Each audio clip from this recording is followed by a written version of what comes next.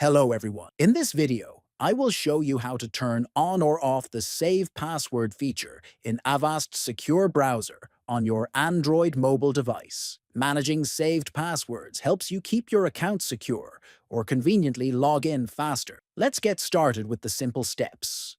Open Avast Secure Browser on your Android phone.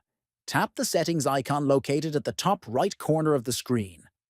From the menu, select Settings to open the full settings page. Scroll down until you find the Password Manager option and tap on it. Here, you will see the Save Password option. To enable saving passwords, turn the switch on. To disable saving passwords, turn the switch off. That's it. You can easily manage your password saving preferences anytime. Thanks for watching.